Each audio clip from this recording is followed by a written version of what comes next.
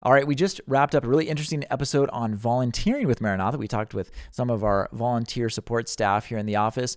And in this episode, you're going to learn what it's like volunteering for Maranatha as we discuss questions like, does Maranatha only use volunteer labor? Or are there any restrictions on who can volunteer? Or do short-term mission trips really yield sustainable results? Also, do mission trips have to be rough as far as conditions and the lodging and living conditions? You're going to learn a lot. All of this and more coming up next.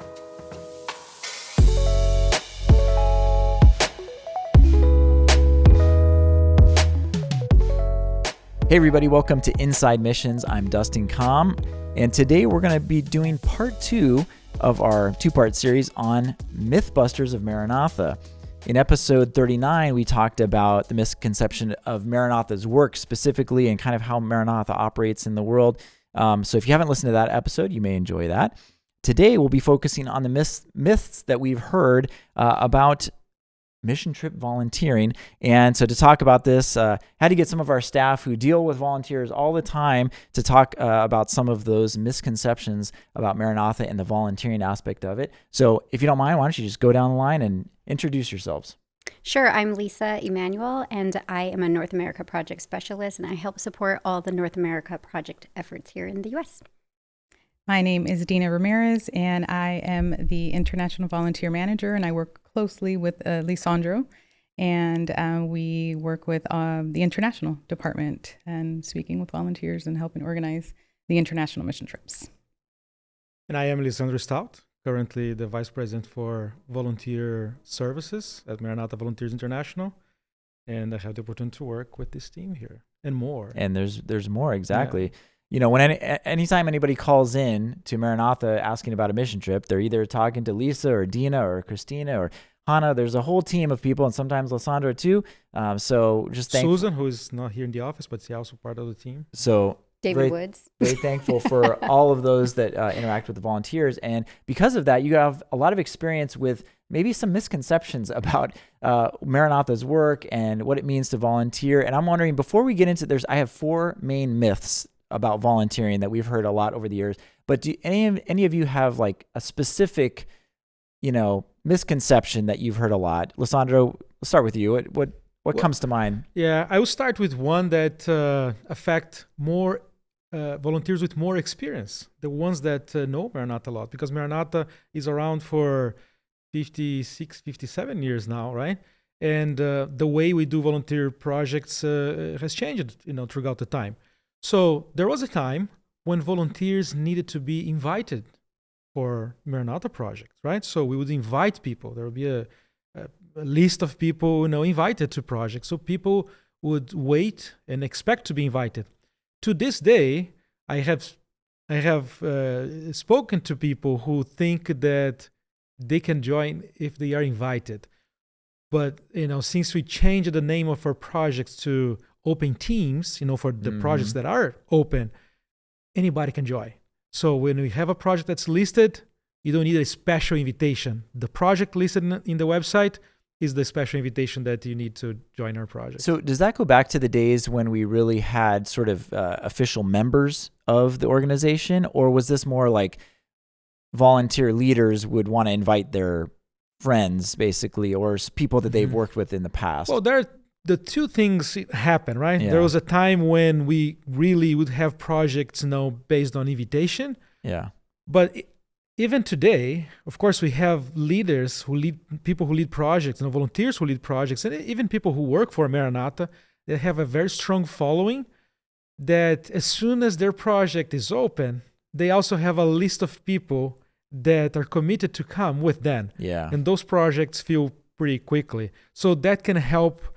Some people have this understanding or misunderstanding, misconception about Maranatha projects that they need an invitation. But as soon as the project is open, anybody can register. Wonderful.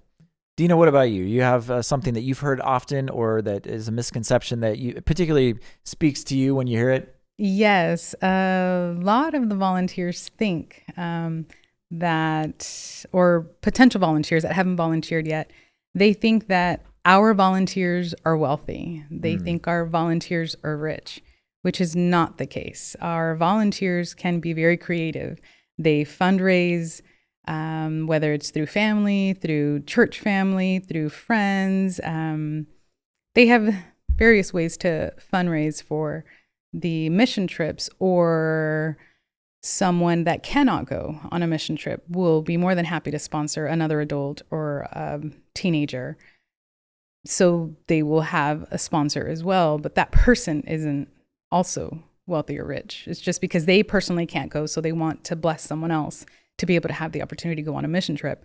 But our volunteers, that's a misconception that I've heard for many, many years. It's no, our volunteers are not necessarily rich. They're not wealthy. They save up, they plan, they fundraise. I suppose it's easy to see why people may think that too, because it's not cheap necessarily. Like flights, especially international flights, can be expensive. And so there's, I could see how people might think that, but amazing examples. And we'll talk more about that later in the show. Lisa, anything that has stuck with you when every time you hear it over the years, like, this isn't actually the way it is? Yes, I think because we do active fundraising for international projects, and so many of our television shows are promoting international projects. Our magazines are sharing stories of, events and projects taking place in the field. I think a lot of people just think that we only do international projects. So they're always surprised that we average about 25 in the U.S. alone. Every year. Pretty amazing. And Lissandra, you and I were talking about this last week. The North America, pull your mic a little closer there. Mm-hmm. The North America projects are, there's the most number of volunteers. Well, what's the right way to put that? Yeah, so when you consider in any year, right, the country that has received most volunteers is usually the United States. I don't even know if there was any year in the recent years, I don't remember having any other country that would receive more volunteers than the United States in any given year. Recently, I got the numbers, for the last 10 years, we had 19,750 volunteers serving with Maranatha around the globe, right? About more than 30% of those were served here in the United States, right? The second country would have like a third of the number of volunteers or less than here in the United States. So yes, here in the United States, we have more volunteers serving throughout the year than in any other country. We also have a large number of projects, right, that justify the number of volunteers. This year, I believe we have 23 projects scheduled for the United States. No other country receives as many volunteer projects, although we're going to possibly talk more about that later. We do more projects in countries than the projects that we do with volunteers, but we don't have any other country receiving 23 different groups of volunteers in a year. Well, that's a great segue to, we have 4 myths. The first myth is that Maranatha only uses volunteers on our projects around the world. Is that true or false, Lissandro? That's a very interesting question. The reason for Maranatha to exist is our volunteers, right?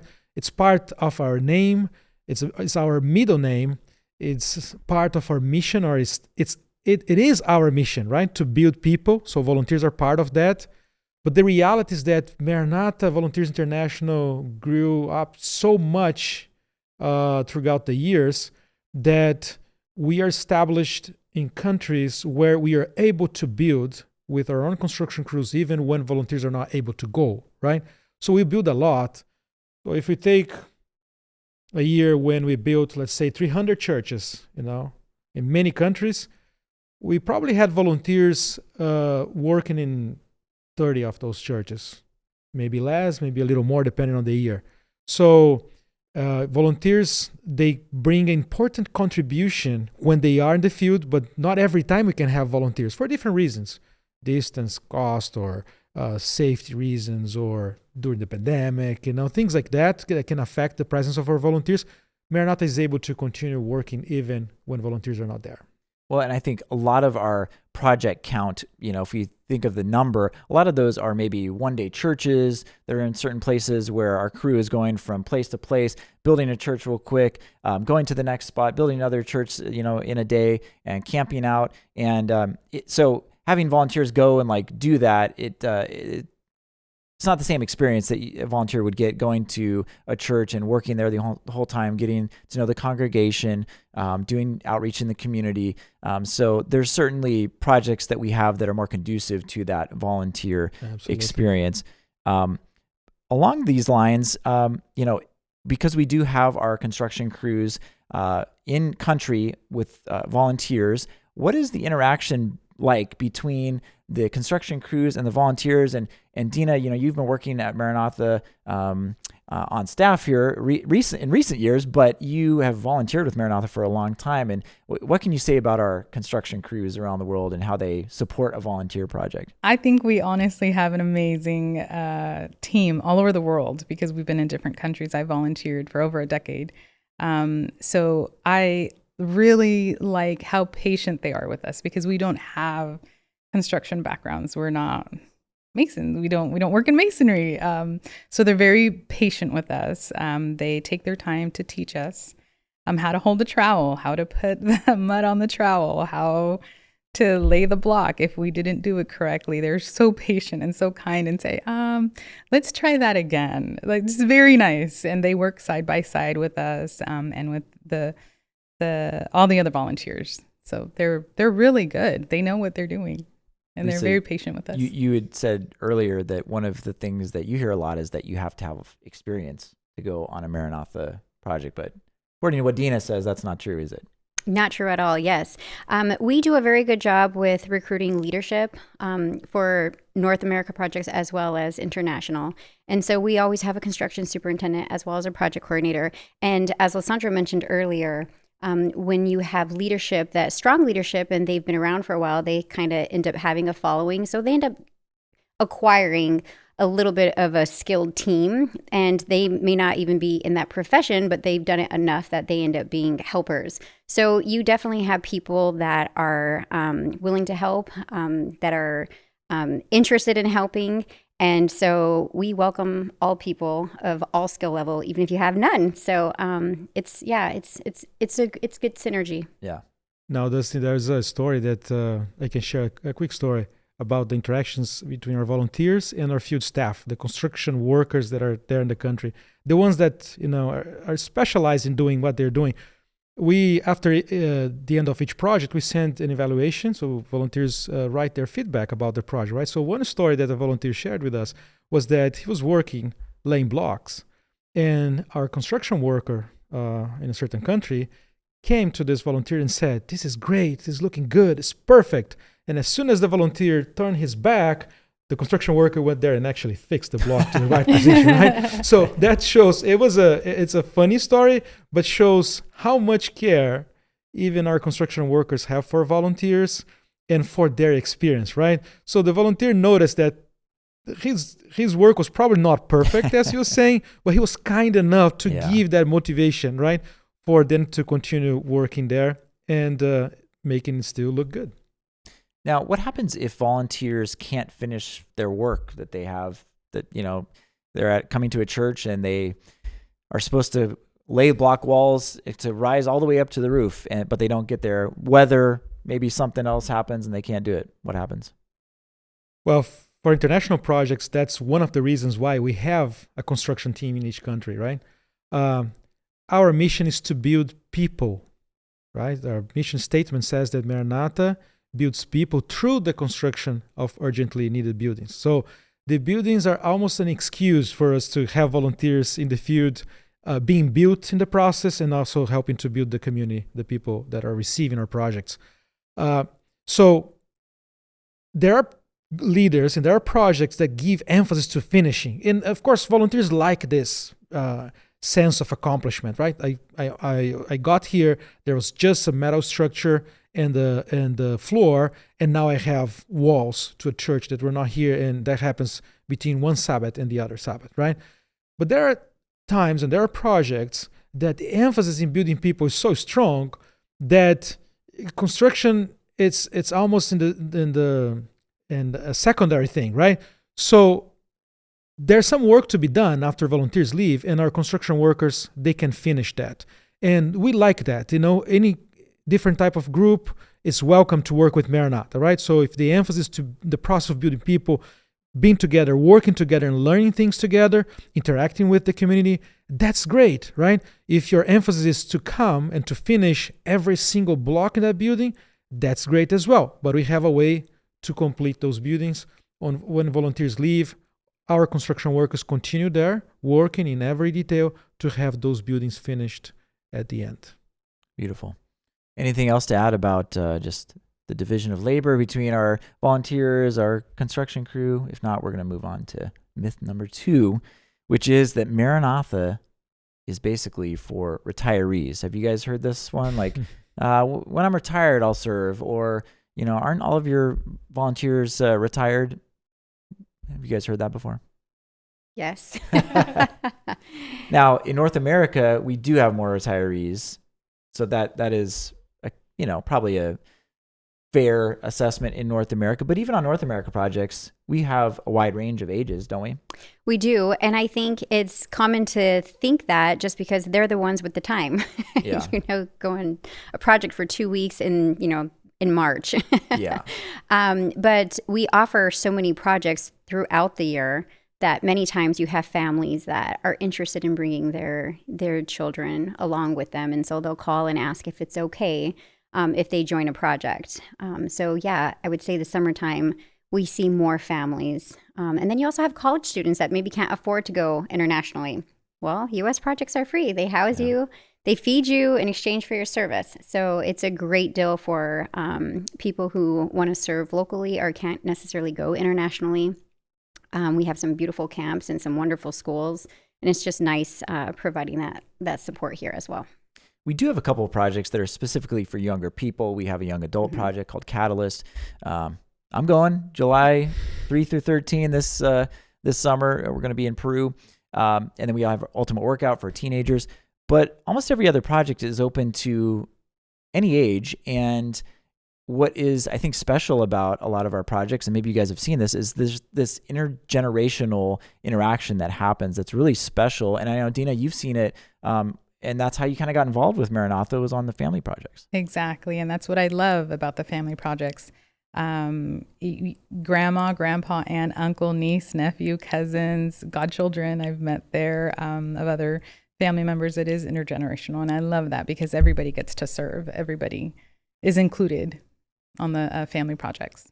And it's not just family projects where this intergenerational interaction is happening. No, absolutely not. I remember my first stateside project was to Union Springs Academy, right?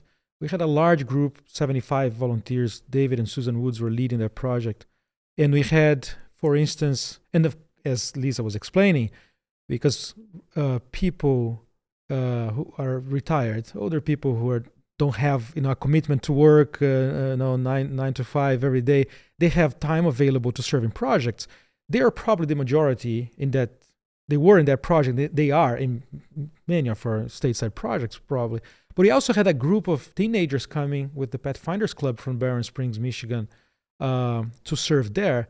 And that interaction was awesome because the kids, they would start with lots of energy and think that they were, they were the ones, with all the strength to do the work, but very quickly they get tired because they're not used to do that. The older people, they continue all day, right? Mm-hmm. Like a diesel engine, right? It works longer, longer hours without getting tired. But, on both sides, then when you come together for worship, for instance, the kids were playing and were singing, and that was bringing, happiness and joy to the entire group. And that was a very, very good atmosphere in that project. That happens, that's just one example. That happens in most of our projects, right? When you have young people, when you have older people working together.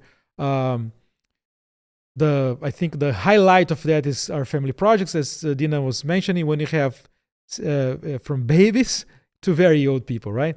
This is the most spectacular moment that you have when you have people really from all ages serving together and enjoying the same volunteer experience together. Go ahead. I was going to say, and it's not just old and young. I remember on one of my first projects at Glacier View Ranch in Colorado, I learned how to paint because the gentleman next to me knew how to paint. And so he would say, this is how you do it. You know, you want, consistent pressure, gentle, not too much paint, not too, and so it's, people help each other, and it's just, it's great fellowship time. So you don't have to be retired to go on a Maranatha project. There's no age limits. Are there any other limits on volunteering with Maranatha? Heartbeat. That's a joke that as long as you have a pulse, right, then you can join a Maranatha project. You don't have to speak the language. You don't have to speak the language. No. We are a supporting ministry of the Seventh-day Adventist Church, and so a lot of our projects, all of our projects, have an element of worship, and there's certain like cultural norms that you could expect, but you don't even have to be Seventh-day Adventist. You don't even have to be Christian to actually serve on our projects. Absolutely not. As you said, there are certain expectations because that's who we are. We are affiliated to the church in the sense that our beliefs and our practices and everything. So yes, we have worship morning and evening in our projects, both here in the States as international projects. We go to church Sabbath, when we're in a project, and we expect our volunteers to join us to have that experience. They don't need to believe what we believe. They don't need to to look exactly like we look, necessarily in projects. Everybody is welcome, and there's no restriction. If you don't know how to build, how to paint, how to renovate a floor or anything, you can still come to a project and learn. If you don't know the language, you can learn the language in our projects, right? You can come from Brazil, my home country. You can come from anywhere around the globe and enjoy a project here in North America, as well as going to other places, right? We have volunteers coming from different countries, going to different countries and serving together. There's absolutely no restriction. Anybody can join. I have an interesting story. I had a volunteer call one time, and this was 10 years ago or so. I was still serving under International, and this lady calls and says, I'm married to a Seventh-day Adventist. I'm not a Seventh-day Adventist. I will never be a Seventh-day Adventist. She was just like, but we have a son and he's about to graduate, and I would like to do a mission trip project with him. And am I welcome to come? And I said, absolutely. And so they went on a project, and I think they went to Bulawayo. And she comes back and she calls me and she says, I may not be Seventh-day Adventist. She goes, but I am Maranatha for life. Aww. She says, your volunteers showed me what true Christianity looks like. Wow. That's amazing. We talked a little bit about the mentorship and the community that's built up. And Lisa, I was just going to ask specifically about North America projects. It seems like there is a special community that has grown over the years, and because there are retirees that are able to, go and spend time like in February, in Texas, or, just be able to serve throughout the year, that some of these folks will actually go from project to project, and they have, their group, and they camp in their RVs. And just talk a little bit about that community for the North America projects. Yes, it's an extended family is what it becomes. You have volunteers that will do, 4 to 7, 8 projects a year. Like you said, just kind of jumping from one to the other. But yeah, I would say you'd spend 7 to 10 days working alongside someone. You get to know them very well. And these are people who are willing to serve. So they're happy people. Yeah. They're fun people. And so work is exciting, it's joyful, and you just get really close to people. And by the end of the project, everyone's family. And then when you do this multiple times a year, you're seeing the same people over and over. I would say majority of the people that come in the projects are repeats. I would say majority of the time when I print my reports for my project coordinators and I look at the number of new volunteers, there may be 10 to 15%. The rest for North America. Yeah. The rest are repeats, and it's very common. I mean, like I said, they enjoy serving. The fellowship is amazing, and it becomes like family. So people enjoy coming back. Praise the Lord. That's a good point just about our volunteer experience in general. When you're serving on a mission trip with Maranatha, whether it's in North America or internationally, there's advice that we've probably all heard, that you should put yourself in proximity, in association with people that raise you to a higher level, right? You want to be with people that are smarter than you, that are, know more about certain things. And also you want to be around positive people that are going to inspire you to continue to push forward in a positive way too. And what better way to do that than putting yourself in a group of people that are spending their own funds and going to serve others? Yeah. And it's very interesting because the last project I was on, it was Upper Columbia Academy project last year. And I remember sitting at the table with a gentleman who had come on a project, and it was his second or third project. And he just had an amazing story. He had left the church and his wife had recently passed, and he wasn't comfortable coming back to the church, but he said, I'll do a Maranatha project. Mm-hmm. And here he was. It's his third one that year. He was like, and I was just like, there's a place for everyone. And I love that. We've heard that over the years that people may not go to church anymore, but they do come on Maranatha projects, and it is this connection to the church that they maintain. And it's a special, Maranatha has a special place in their spiritual life because of that connection that it maintains. Yeah, and it can be a bridge back to church. Mm-hmm. It's like we have worship in the morning, worship in the evening. You're singing songs. You like you said, we're iron sharpens iron. We're rubbing shoulders with other people with different seasons in their own life, but strong faith, and they're serving. And it helps us sometimes when we have to lean on somebody else's faith. Absolutely. Yeah, definitely a step on their journey, back to God or back to church. That's the huge opportunity for people, and people take that opportunity frequently, with us, for different reasons. Everybody has their story, and they may have their reasons why they don't feel comfortable, right? Going to certain places, and when they come to a Maranatha project, they find the reasons to go back, right? So to where they belonged, or they belong, and that's the important thing about serving. All right, well, we've made it through half of the myths so far. We're going to take a short break here, and we're going to go to the rapid fire question round. Leo, we got our theme music for that, maybe, at some point? Leo was talking about theme music. Okay. It's not rapid at all. I'll just say that right now, but that's the goal when we develop this segment. What's the prize? Ooh, that's a good idea. Well, I'll think about your prize will come afterward. We need to be shooting for something here. All right, so I have a few questions for the rapid fire round. Answer as quickly and concisely as you can. I can't even say that with a straight face. What do you love to hear most from volunteers after their mission trip is over? Can't wait to go on my next one. I love hearing, because I speak with the volunteers, I love hearing how they say they felt so welcomed. They felt loved. They felt that they found a family and a community. I love hearing that, because I know what that feels like firsthand. So, and I love hearing when they say, "Now I understand why God brought me here," and that happens frequently. Amen. Good job, Amen. you guys. That was rapid. What is the funniest interaction that you can share that you've had with a volunteer on the phone? I can share one while we think about. There's an old volunteer. We have a few old volunteers, that serve with us over the phone, and she had been to many Maranatha projects. So she had many Maranatha t-shirts. For every year, we do a different Maranatha t-shirt, right? And she understood that part of the participation fee, to go to a project, an international project, covers the cost of the t-shirt.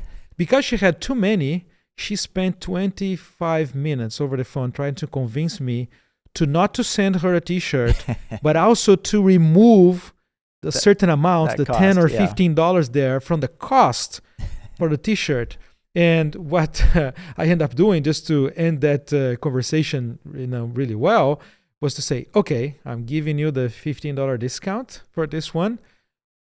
And I promised her that you're not sending a t-shirt, but you still sent, right? So we still included a t-shirt for her. She deserved that because she went to many projects.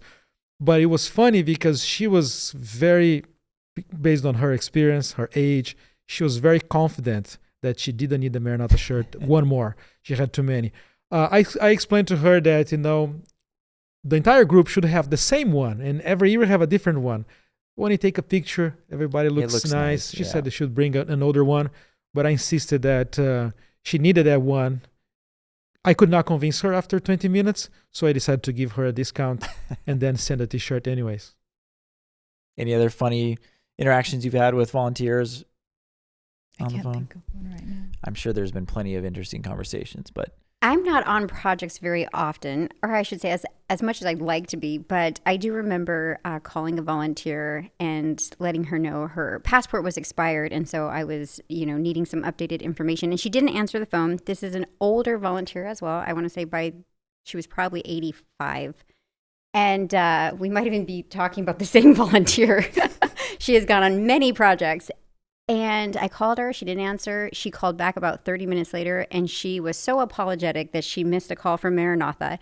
And she said, I was on top of my roof hoisting a wheelbarrow because I have a leak. oh no. And I was floored. I'm like, oh my goodness. But this is who Maranatha volunteers are. I mean, they're just amazing people, And so, yeah. It was pretty funny to me. You do like a safety check, like make sure you send someone over there. Yeah, what do you do in that situation? I actually remember.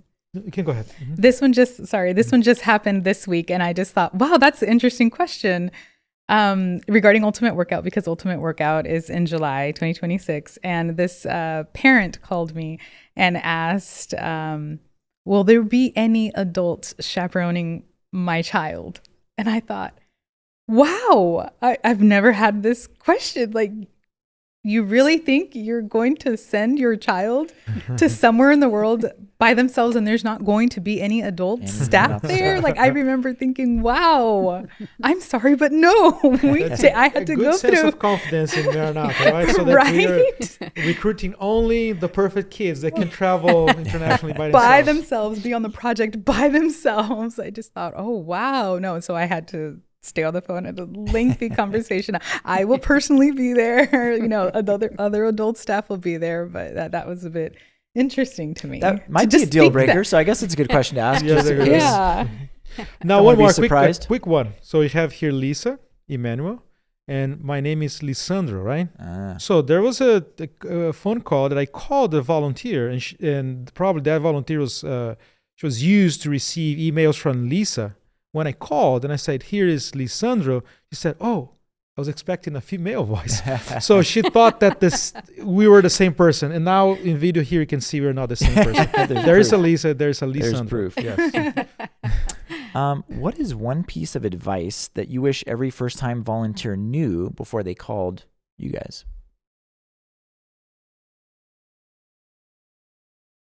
That they have everything that they need to come to a Maranatha project. Because God has all the resources, and He can help them to have access to those resources to pay for a trip, for instance, in different ways, through people that can support them, through the church, or many different ways. That they have the skills that are required, that are expected, that they have the skills that are necessary in a certain place that they're going, right? That they have everything that they need. And if they have this confidence, everything, after that will be easy for them to join us. It's like you're inviting someone over for dinner and they're asking, what can I bring? And what can I do? It's like, no, we just want you here. We just want you to come. Just be you. Yeah. And not to be afraid, it's okay to get out of your comfort zone. I think there's a lot of apprehension, and people are afraid of other people sometimes. And so it's like, there's no expectation, just show up. Someone's going to be there to welcome you. Someone's going to be there to help you. And you don't have to participate in, if you're not comfortable, there's no expectation. Beautiful. That ends the rapid fire question round. Congratulations. We'll tally up votes and see who won, and your prize will be in the mail later. All right, moving along to myth number 3. This is an interesting one, and it's a kind of a general criticism of short-term mission trips in general, that they never yield sustainable results. You kind of go in, you pop into a community for a week, you do a few things for a few days, and then you leave. Well, the people are still there. Like, what are you leaving? So, what do you guys say to that? That mission trips don't yield sustainable results? There's some research that point to the fact that close to 2 million people may leave the United States every year going to mission trips. So there's lots of people going and lots of mission trips and many organizations and many people doing by themselves. So there are all kinds of mission trips happening there. But Maranatha is not an organization to be blamed for some of the issues that happen with those mission trips, right? And that's one. Why? Because we are about building, right? Building people, building urgently needed buildings, right? So we leave behind us, behind our volunteers, a tangible resource, a tool for those communities, right? It can be a classroom, can be a church, can be a water well, but we leave something behind that goes beyond, because I usually, when I talk to volunteers, I say, and not all volunteers understand that immediately. Sometimes it takes a few mission trips for them to understand that. What I say is that when they bring a ball and they give to a kid, probably a week or two later, that ball will get a puncture and will be trashed. There's no use for that. When they bring candy, the best case scenario, they are making those kids happy for 10 minutes. The worst case scenario, they're bringing problems for those kids, because they don't have a dentist there that can take care of them later. But that would be just that moment of joy. When we have the time with the kids to play with them, to do things with them, to teach them about Jesus, the playing portion is something that they may even forget. They will not forget about Jesus, but just the playing portion. And they see people coming and going. They create that attachment, and they lose that contact with people after that. Now the buildings, the water well, the classroom that will educate them for life, and the church that will bring the water of life, for them, will be there transforming that community. So that's my answer to that objection, is that, at Maranatha, we try to do the right thing, right? Of course, there are many areas where we can also improve not only the volunteer experience, but the legacy that we leave behind in any village that we go and serve, etc. But for decades, Maranatha is doing the right thing, leaving something tangible, something that will continue to work generations after generations in many places around the globe. Mm-hmm. And I think, it's important that we serve, right? I mean, that is part of our relationship with God. It's the relational aspect, and doing creates that. Just a small example, we have 9 youth and then an adult from our church who is currently fundraising for the Ultimate Workout. And some of the students are not in our private education system. So they're public school kids, and they come to our church, but they're not as well connected because the other kids go to school together, right? And so there's a little bit more of a bonding and a relationship that exists. So here we are fundraising, and we're doing projects for members of our church. We go to their house, we're doing work bees, and these kids are working with their shovels, they're planting, they're digging holes, they're doing all these things, they're working together. And the conversations that you're hearing, the laughter that you're hearing, you're just like, they would not get this if they weren't doing this together. But they are just, they're building these relationships. It's invaluable. And then it's adding more value to the project that they're going to go and serve and the experience that they're going to end up having. And so I think serving and the relationships that are built when you work alongside each other just adds to the value of our experience as Christians.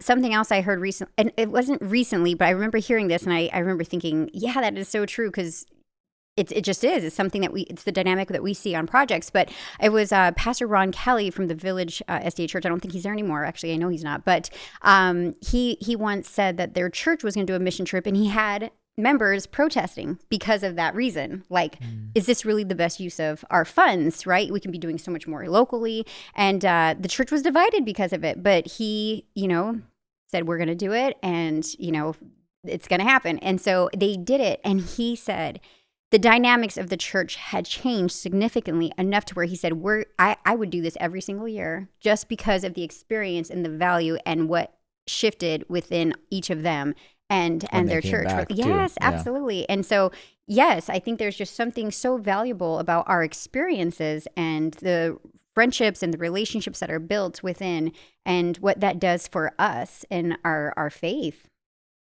Speaking about faith, also when we go serve in different countries of the world, we don't know how many years or decades. I personally have been on a mission trip years ago in a country where the brethren, the head elder, spoke to me and said, you don't know how many years. They had been praying for 30 years. And that impacted me so much. He says, your group with Maranatha, our answered prayers. After 30 years, God answered our prayers, and we see the church being built. So can you imagine what that did for them? Being on their knees, praying and fasting for the Lord to provide a church for them. And then for my faith, my spiritual faith, for my prayer life. So it affects both. It blesses both the community that we're serving and the volunteers as well. And the fact that they know that these volunteers came from maybe halfway around the world to come visit them, that they cared enough to come specifically to help them. He mentioned that. He says, you took time off of work, you paid to come here, and you're working here? Who does that? That's what volunteers for Maranatha do. That's what we do. So it impacts the spiritual life on both points. We talked about the long-lasting impact of our buildings. North America projects, Lisa, are a little different just because usually we're renovating, we're sprucing up existing infrastructure. Sometimes we do build new churches in North America. But what about the long-lasting legacy of that work in renovating existing infrastructure? Well, I think a lot of our schools and camps have been neglected, not on purpose, but just lack of funds, or maybe the belief that the return of Jesus is so imminent that they're not investing, and so you have these existing buildings that can become problematic if you actually don't do something about it. And so it's wonderful that we have this partnership with camps, and our North America project director David Woods goes to different conferences where he visits and he shares what and how Maranatha can help them. And when we show up at a conference or a camp, that serves, hundreds of students and youth, people get excited when they find out we're in their backyard, and they come out and they support. And again, just another opportunity for that fellowship. But when we walk away and we've renovated, campus dorms, and now these students are going to experience new cabinetry in their dorm room, or new bunk beds at camps, new plumbing, a new carpet, new tile. I mean, it's encouraging. And our schools and camps need it, and there's volunteers willing to assist. So it's a good partnership that we have. But the legacy, will last generations. Yeah, and there's some schools that we will go to the same school for the next 10 years because we started a project and we're going to finish a whole renovation. So, once we start, we're there for a while. It's a beautiful thing. All right, last myth. Myth number 4, all mission trips have to have rough conditions when it comes to, your living conditions, lodging, bathrooms, and everything. You have to really rough it to make it count. Is that true? I think that's about taste, right? There are people who like that, and that's okay. And we have projects for everybody, right? So, usually we do Ultimate Workout, for instance, right? So there's 2 reasons for Ultimate Workout to be more challenging in that aspect, right? One is really to give a hard time to the kids going, right? So they value more what they have at home, right? So they go to places where they need to share a large dormitory with many kids, or even staying in tents or things like that. So that helps them to have a different perspective of life, the life that they have back home, but also helps us to lower the cost so more kids can participate, right? So there's two sides to that. there are places where the conditions in the place where we are serving, because we serve underserved communities, are very limited, right? So the hotels are not as good as we would find here at home, or we don't have a very nice, fancy location, lodging to stay, etc. So yes, those projects may be more challenging, but at the same time, we have people who'd like to serve, but also they have faced those challenges before in life. They're not at a certain point that they want to have more of that, right? So they would say, okay, I'm going to this project, I would like to serve, but give me a nice bed, right, to sleep. And we have projects for those people as well, right? So we have projects in a nicer, more comfortable hotel. So we have opportunities for everybody. If you're thinking, or if you're considering Maranatha, ideally you can call us and understand what exactly is going on with this project, right? So Lisa, she takes care of all the North America projects. There are different, circumstances for those projects, right? We help renovate camps and boarding schools, for instance, that would offer either a cabin or a bedroom that's nice. Some will have a bathroom inside the bedroom, but then some will have a bathroom down, the aisle, in the dormitory.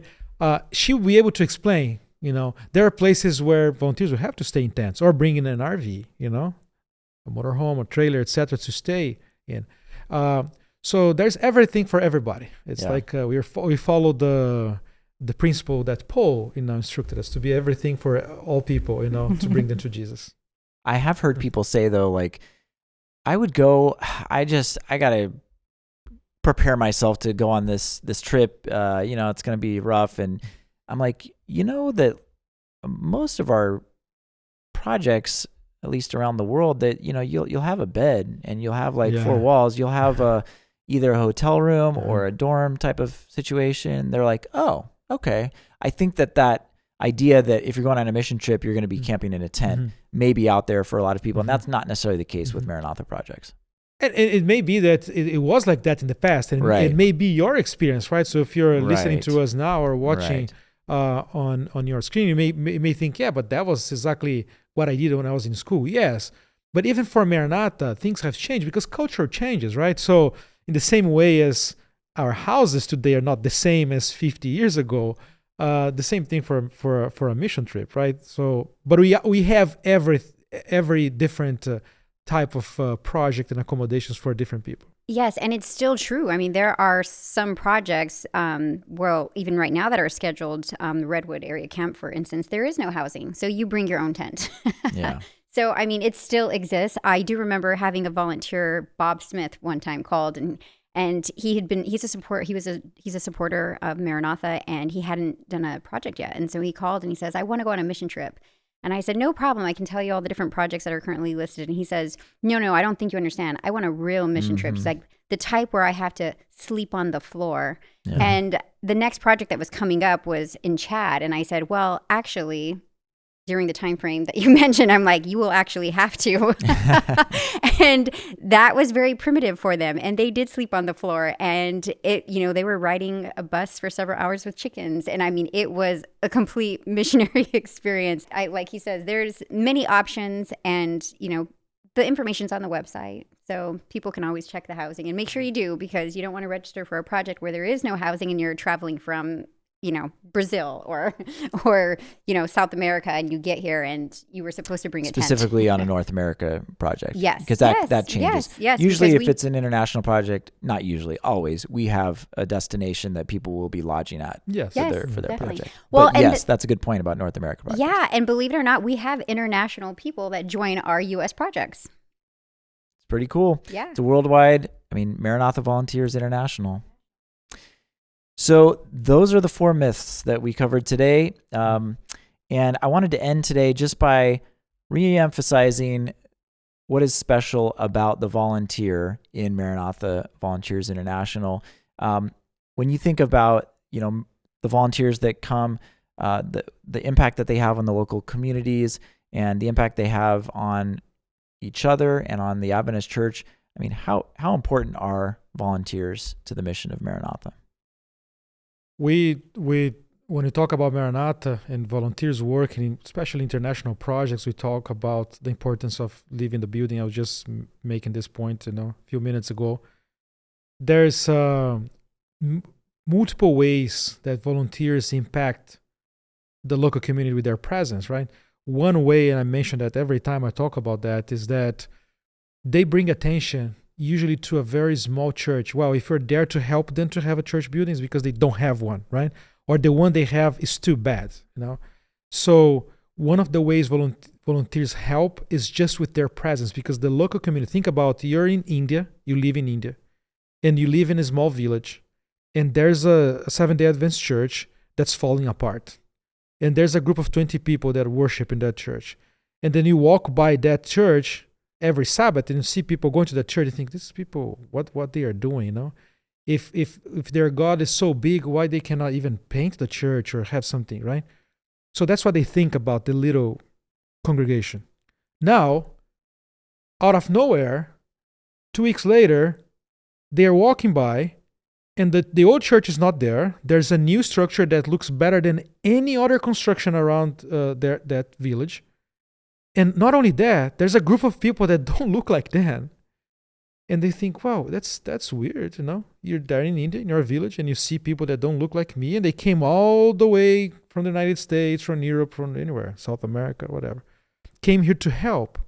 So there must be something really good about this little congregation here. If they have so good friends that they come to help them, is because there's something special about it. I want to know more about this congregation. That's usually one of the positive side effects of having volunteers in the field, right? There are other ways to build churches than with volunteers, but this is one of the aspects that brings importance to our volunteers being in the field, is bringing attention. And then now that congregation will have a new building that would be able to host more people with more confidence that the building is not going to fall on their heads the next Sabbath.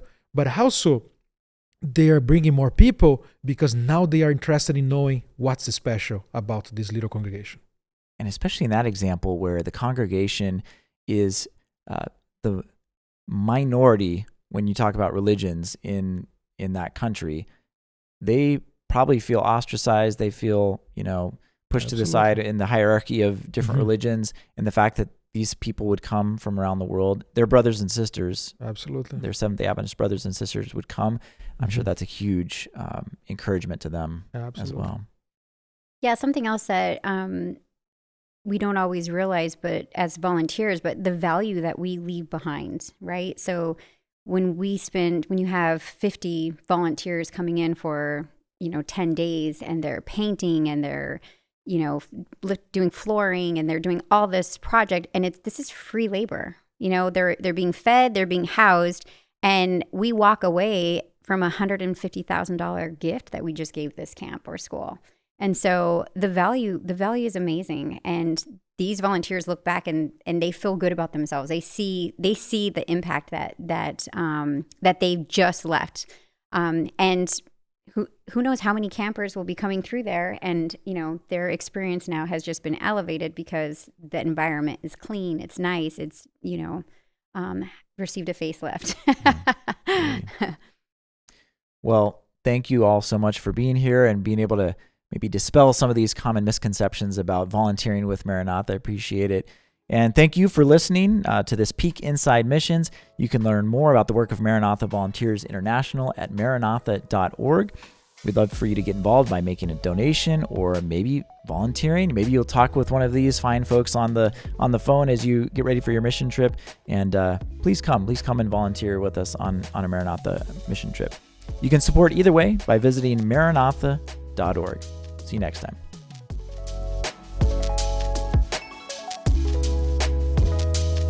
Time you do edits and stuff, what's the time on that usually? We don't edit. You don't edit anything? No. I will be very honest. When I'm about to listen to something, I look at how long it is. If it's not Sabbath, I'm not listening to anything longer than 20 to 30 minutes. I don't have the time.